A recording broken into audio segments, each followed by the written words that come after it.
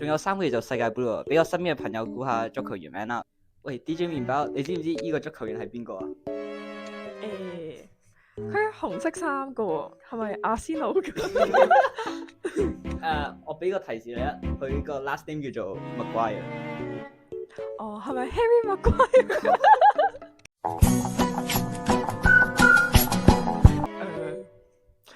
佢有個彪馬嘅 logo， 佢俾彪馬贊助過。